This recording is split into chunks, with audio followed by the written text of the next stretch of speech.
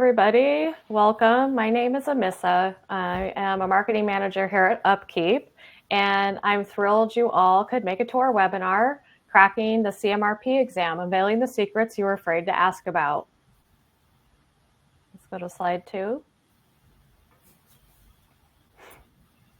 So before we get started, let's go over how to participate in the webinar today.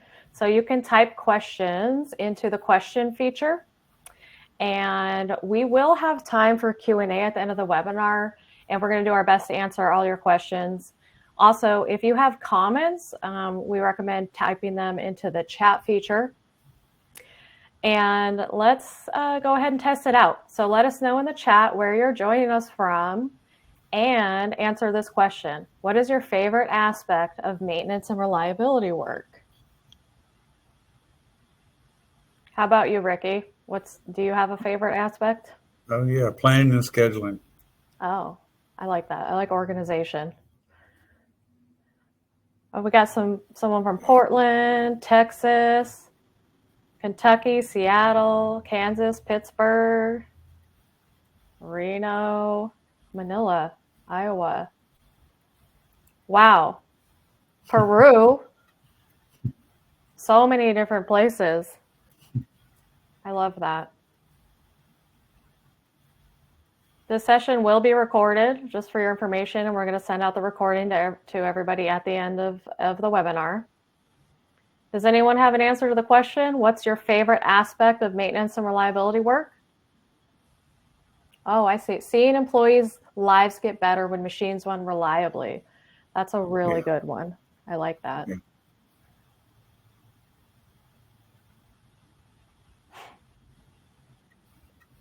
Improve safety, improving the data, planning. We got a planning person like you, Ricky. Yeah. Got to increase wrench time for sure. Yeah. Reliability, just generally. Data analytics. Yeah. Root cause. Yeah, there's a lot of good answers in there. Not that there's a wrong one, but I like those. So before we get started and move on, as a surprise for attending today's webinar, Upkeep is going to be sponsoring one webinar attendee to get their CMRP certification. So we're going to be providing the winner with a study book and course material, and we're going to pay for your CMRP exam. So stay tuned till the end of the webinar, and then in the chat, I'm going to share how you can enter the drawing. Okay. Next slide. That is awesome. All right, so I'm really excited to introduce you guys to our guest speaker today, Ricky Smith. You may know him or have heard about him, but Ricky, would you like to introduce yourself? Yeah, I'm Ricky Smith. I've been a CMRP since 2005. Been around maintenance and reliability for a long time. Let's just put it that way. I love maintenance and reliability. We're working with companies that need help, and been working this week with a company doing exactly that. So anyway, that's me.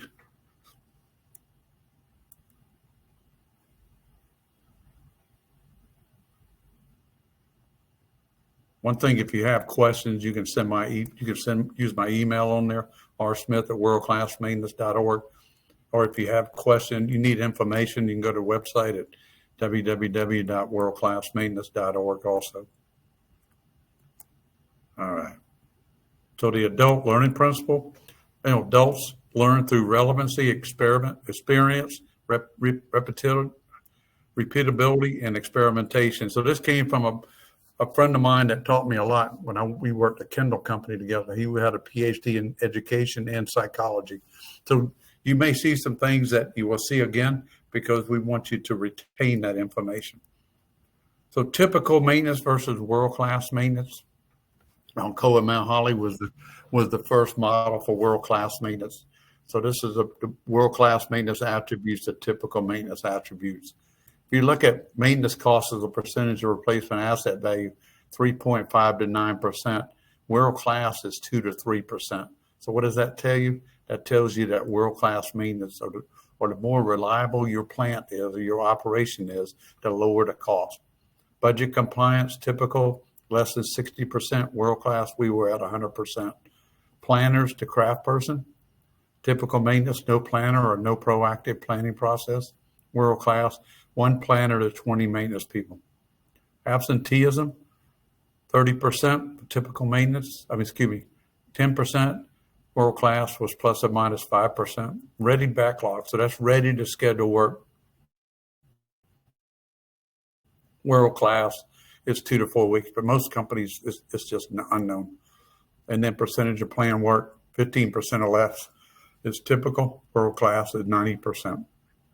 And schedule compliance is 50% typical, and world-class is 90 to 100%. Inventory accuracy, in most places, is just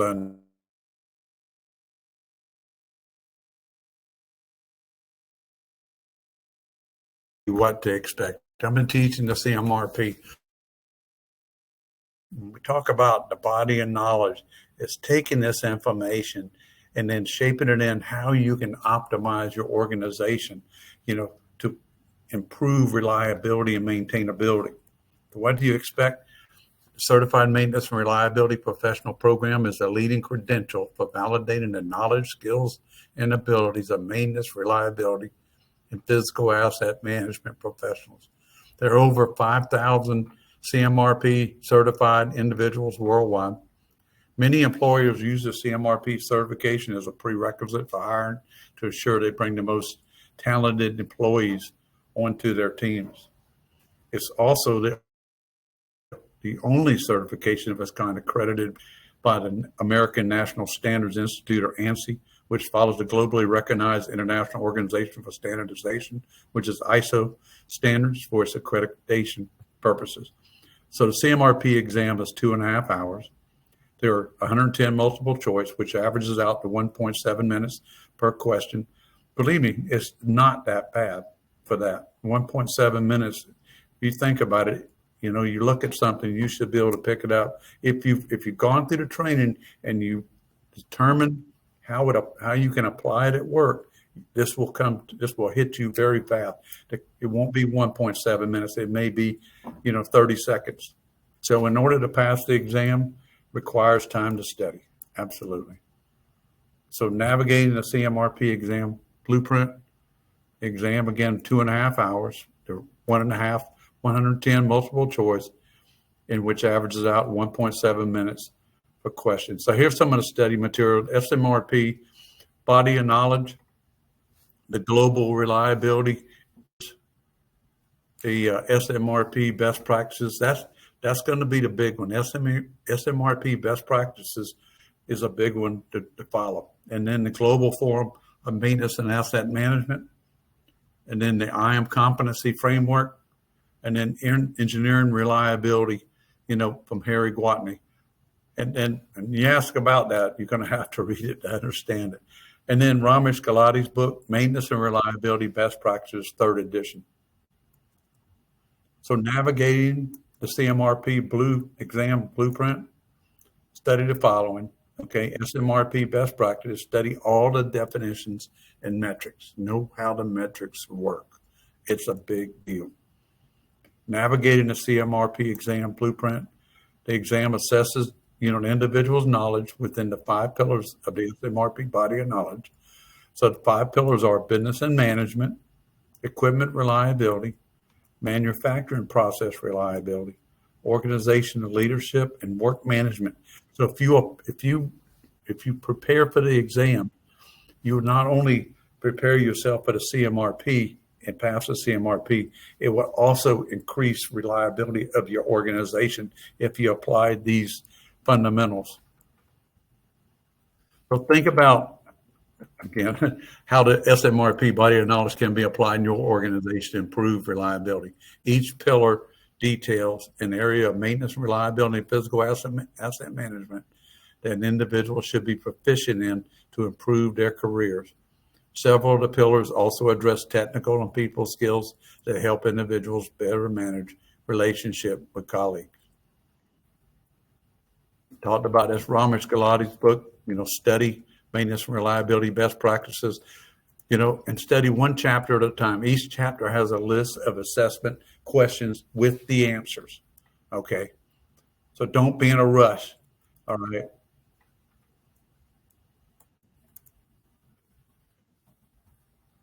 CMRP is a validation of real world knowledge and skills of professionals. According to SMRCO's survey, 4 out of 5 certified individuals would recommend CMRP to advance their careers. Earning your certification shows employees, employers, colleagues, and peers your commitment to continuing education and training. But it also improves your knowledge, which improves the reliability of your organization. Many employers use the CMRP certification as a prerequisite for hiring to ensure they bring the most talented employees onto their team. SMRP offers continuing education opportunities such as webinars, workshops, and other educational sessions that count toward recertification hours. Some common pitfalls and how to avoid them. So one of the pitfalls is thinking one knows all they need to know to pass the CMRP exam. Good luck with that one. Not taking the time to study for the exam. Adult learners need to know why they should learn. We already talked about that. Adult learners exert more time and energy into their learning if they know the benefits they'll reap at the end of the journey. And this is a journey, okay? It's not a rush to it. It's a journey. They're much more willing to learn if they want to, not because someone is simply told to, rather than forcing them to attend a mandated workshop, helping them understand how this initiative will impact their personnel and professional growth, and will result in the higher engagement, participation, completing learning objectives, and better learning outcomes. So, answers for questions concerning the exam. What's the first step I need to take if I want to take and pass the CMRP exam? Well, okay, it's a simple one. Go to smrp.org and join SMRP. Where do I sign up for the CMRP exam? You must apply and pay for the CMRP exam at the SMRP website for the exam. And then once you apply for the exam, you're provided the closest location to you. It'll be a local college or university or technical college where you'll go to. So I have a training center, and there are thousands of them worldwide. So it's not limited to the U.S. or anything else. So how much time do I have to complete the CMRP exam? Talked about it, 2.5 hours. How many questions? 110. How much time is that per question? 1.7 questions. 1.7 minutes per question. Where can you take the CMRP exam? After you register, you provided a time and location that meets your needs. So where's the closest location to you? How long does it take to get the results? Within 5 minutes as to pass or fail. Some insider tips for CMRP. One must have knowledge concerning the following in order of priority. Know maintenance and reliability best practices. See the CMRP study recommendations below step 3. So SMRP body of knowledge, SMRP metrics, definitions, global maintenance and reliability indicators, global forum on maintenance and asset management, GFMAM. It's a low priority but important. Institute of Asset Management Competency Framework, IAM, low priority but important. Engineering Reliability, Fault Trees and Reliability Block Diagrams by Harry Watney. So, first tips for the exam: continue, join SMRP, join one of the chapters or special interest groups, participate, meet others, and learn from each other. Again, purchase maintenance best practices by Ramesh Gulati and rules of thumb for maintenance and reliability engineers by myself and Keith Mobley, and study. Take training in SMRP body of knowledge or maintenance and reliability best practices. It's not a requirement, okay, but it can work, okay. Download and study, following from the SMRP website, SMRP body of knowledge. This is after you're a member. Okay, SMRP body knowledge, global maintenance and reliability indicators. And then download these documents at no charge. Global form of Maintenance and Asset Management, GFMAM, Institute of Asset Management Competency Framework, IAM, and then the CMRP Candidate Guide for Certification and Recertification. This is a big one to look at because it can give you an idea how it should work. It's free on SMRP website, so you don't have to be a member to download. The CMRP example questions are in this document. And then Reliability Block Diagram by Harry Gwatney. Search on the internet, is free. Learn how and have knowledge of SMRP body of knowledge, 5 pillars. Think about how you could use these pillars in an organization to optimize asset reliability and maintainability. Like I said, I've been teaching this week. I can tell you exactly what we did, and they took it in their mind, and they decided, okay, this is when we talk about business and management, the subject area describes the skills used to translate an organization business goals into appropriate maintenance and reliability goals that support, contribute to the organization business result. They did that today. They did all the pillars, and it was put together accordingly to how they can optimize. They put a plan together how to optimize maintenance and reliability in the organization. So manufacturing process reliability, this subject area relates to maintenance and reliability activities to manufacturing process of the organization to ensure that maintenance reliability activities improve the manufacturing process. Learn and have knowledge of, there's 5 pillars again. Pillar 3, equipment reliability. The subject area describes 2 kinds of activities that apply to the equipment and processes for which maintenance and reliability professional is accountable. First are those activities used to assess the current capabilities of the equipment and process in terms of reliability, availability, maintainability, and criticality. Second are the activities used to select and apply the most appropriate maintenance practices so that the equipment and processes continue to deliver their intended capabilities in the safest and most effective manner. In Pillar 4, organizational leadership, this subject area describes processes for ensuring that maintenance and reliability staff most qualified and best assigned to achieve maintenance and reliability organizational goals. In Pillar 5, subject area focused on the skills used to get the maintenance and reliability work done. It includes scheduling and planning activities, quality assurance of maintenance activities, stores and inventory management. So on a side note, think about how you can use these 5 pillars to reshape your organization. Remember this, leading metrics lead to the result. Lagging metrics are the results. So learn and be able to answer questions regarding the SMRP metrics. So the metrics review the definitions found in each metric. So you need to review the definitions found in each metric along with how they're measured and think about how you could use them in your organization. So the metrics, identify standardization on how maintenance and reliability practices are measured and forms the foundation of these goals through measured performance consistently, make valid comparisons, realistic expectations, and establish goals and objectives. And as SMRP best practices, this is the golden rule right here. Learn the SMRP best practices, but you have to be a member to get this document. SMRP best practices is a comprehensive publication, world-class metrics, guidelines, glossary of terms which are needed also for the maintenance, reliability, and physical asset management profession. Now, this publication is designed to help practitioners run safe, cost-effective, and effective maintenance and reliability programs that align with strategic, operational, tactical best practices in an organization. The 70-plus metrics and guidelines in this new edition provide standardization and even benchmarks to measure the success of maintenance and reliability programs. Each metric is broken down by definition, objective, formula, component definitions, qualifications, and includes a sample calculation along with best-in-class values. This is important for the CMRP, understanding those targets for best-in-class, and then cautions and notes for harmonization.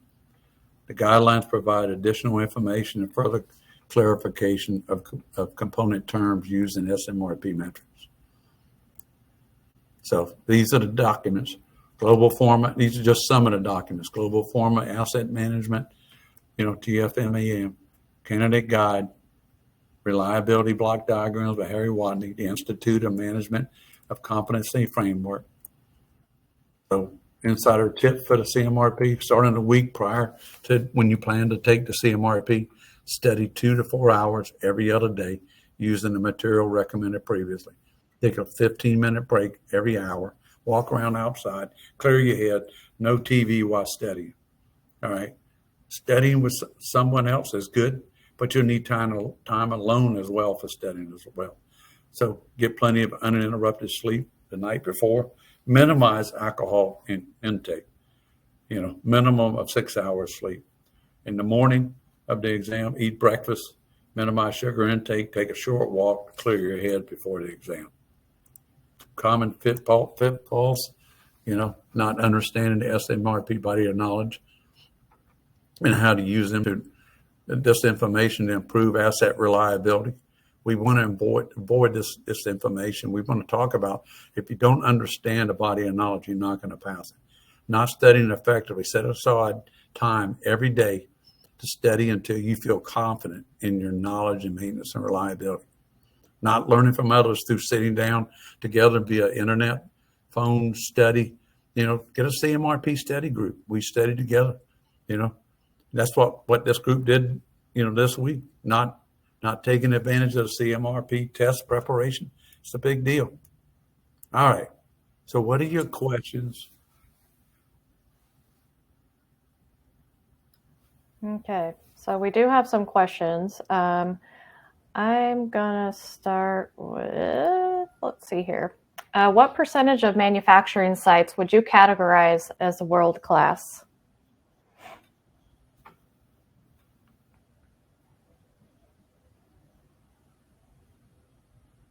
Anybody?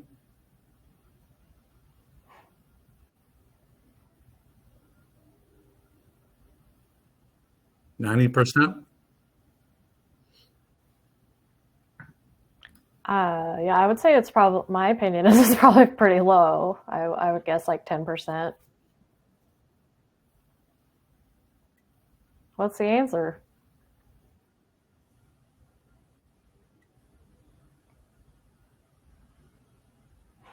Give me the question again. What percentage of manufacturing sites would you categorize as world-class? Like, how many businesses are actual 60%. world-class? 60%. 60? Oh, wow. Okay. Yeah. Well, it looks like a lot of us were wrong, including myself. That's actually better than I thought. So that's why you need to read Ramesh Galati's book. That has that information in there. Yeah. Okay. Maintenance and reliability best practices. Here's another question. How does CMRP compare to CRE on the matter of like topics and difficulty? CRE is probably more complicated because you really need to have an engineering degree to take the certified reliability engineer. The CMRP, you don't have to. You can be a technician and pass it. But it'll help you grow your career as a maintenance supervisor later, hopefully, and a maintenance manager. Okay. And let's see. Hardy asks, what kind of practical experience is required? I mean, it'd be better if you have experience in maintenance and reliability. There are some people that have the CMRP, but because for whatever reason they really studied very well and they passed it. But most of the time it's going to be difficult for someone to pass it that's never been in maintenance or reliability position. So it sounds like that's an important piece. Yeah. We do have some more questions. Let me find them here.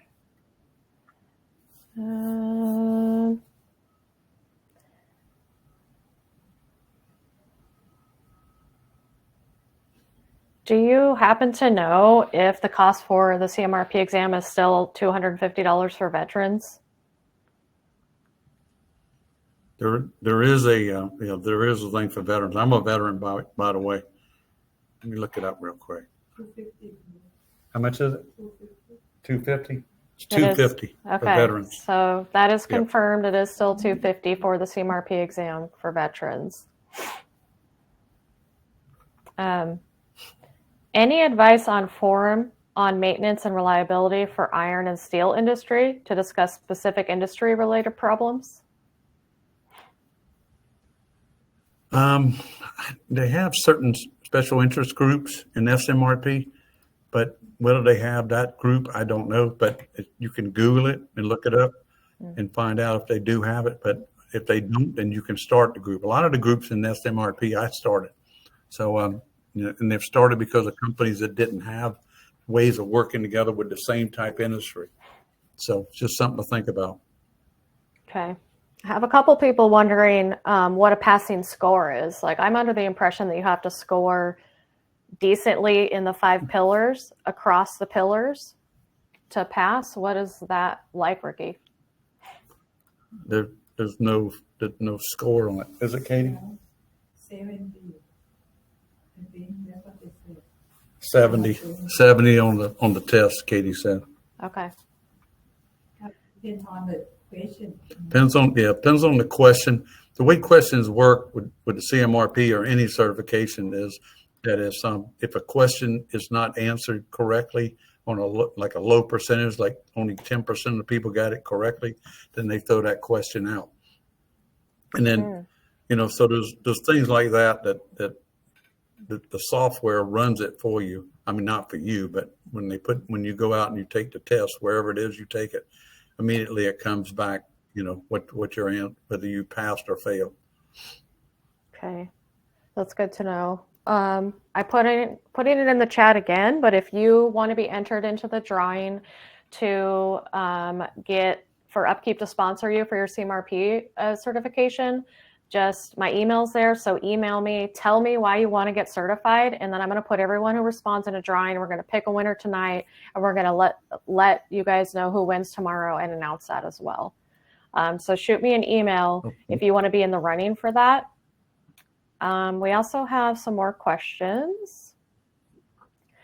Let's see here. One other thing I want to say is go to my website, and I have one section in my website, worldclassmaintenance.org. You go there, and I have a section with documents that you need to download and study for the CMRP exam, and that's free. And I put the link to that in the chat as well, so you can go to Ricky's website under his CMRP study information, and there's a whole bunch of guides there that you can download that's free with a lot of the information he was going over today plus more. Let's see. Do you happen to know if someone in Spain can take the exam? Yes, you take it anywhere in the world. Okay. The sites are, if you got a university somewhere close by, typically that's where it's going to have it at, where you go to that. So what'll happen when you're ready to take the test, then when you submit it, then it'll tell you what the closest location is to where you are. Okay. And then you can reserve your spot to take the test. Okay, that's good to know too. Someone was wondering about like timelines, like how long should you plan on studying and preparing for taking the exam? I think you had mentioned like a week, but what do you think for timeline on that? If you don't feel comfortable, you probably need to work about 3 weeks. I mean, doing it in a week like I did the class this week is really a lot of, serious full time for the week. We went through everything, but if you're going to be working on your own, you better figure it's going to be probably, don't get in a rush. Let's put it that way. Yeah. Follow my recommendations. Don't get in a rush. Yeah, the system that we're using here at Upkeep, when my colleagues and I are taking the exam, is we're doing 2 chapters or modules a week of Ramesh's book and answering all the questions and doing the modules from Reliability X. So we're doing 2 a week leading up to the exam. So it ends up being about a month and a half that we're studying regularly every week for it leading up to the exam time. So that's the strategy that we're using. We're also doing the group study sessions. So we have a study partner. We're also doing group study sessions. Like you mentioned, Ricky, that's like an important part of preparing and studying is working with other people who are also trying to do that. Yeah. Sounds good. Okay. Do we have any other questions? It's kind of a short webinar today, short and sweet, but a lot of good information for anyone looking to get certified.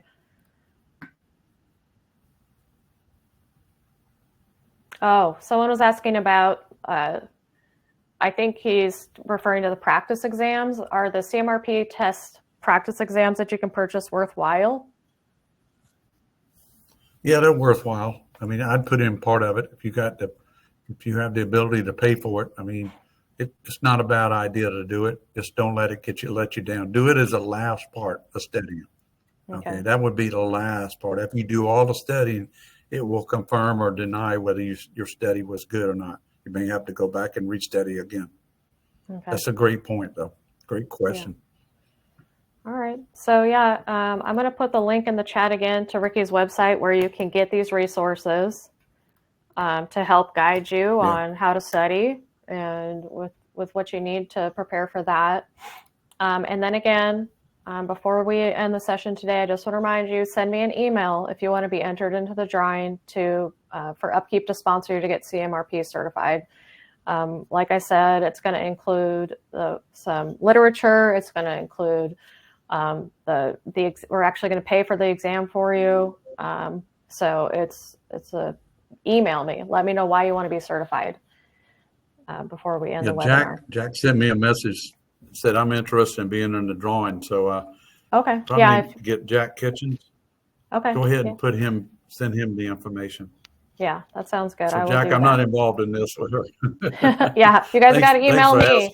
If you email Ricky, he's not going to put you in the drawing. You got to email me. You email the wrong person.